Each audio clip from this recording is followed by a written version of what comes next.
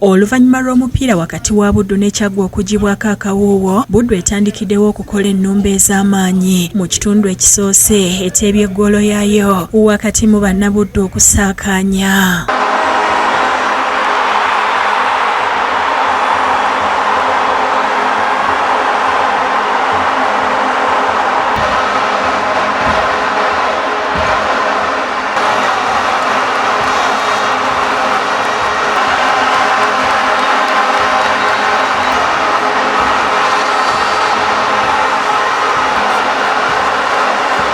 Ne Kyaggwe esumuludde ennumba ez'amaanyi naye ekitundu ekisoose we kiggwereddeko nga tebafunyeeyo ggoolo n'emu. Wakati ng'omupiira gugenda mu maaso waliwo abawagizi ba Buddu bakira abazze n'eŋŋoma ezaakula ne ziwola obwedda ze bakuba wakati mu kusaakaanya.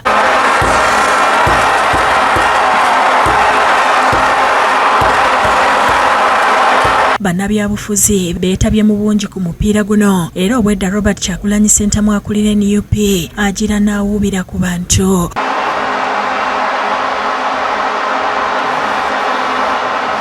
Mu kitundu ekyokubiri amasaza gombi gongedde amaanyi mu kunoonya akatimba naye Mpaawo afunye eggoolo okutuusa addifirirwako Monse Firimbi.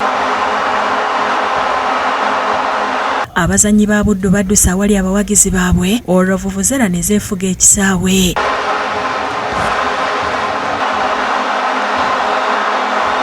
Katikkiro akwasiza ttiimu empangu z'emidaali n'ekikopo wakati mu kuwaga.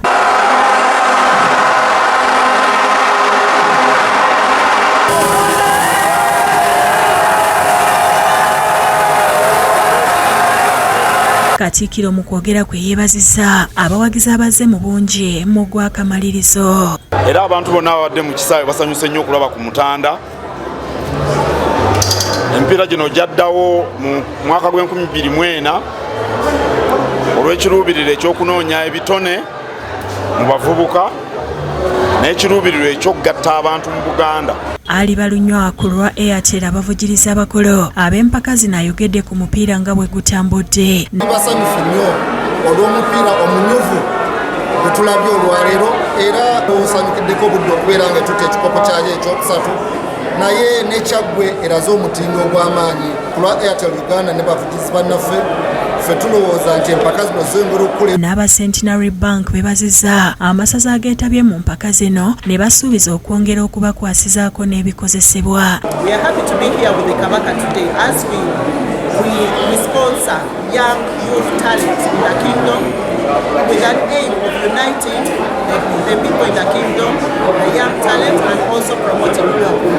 So we have been with the masaza since the masaza started. Omuntu asinga ate okubeera owenkizi olwaleero abadde omuwagizi mwebale kujja ate era ne betukoze olwaleero ffenna tusigaze obumu obwo tutambulire wamu. Disan Mutyaba ne Ronald Kakoza be bakusakidde ekkulire lino ku lwa Bukedde TV.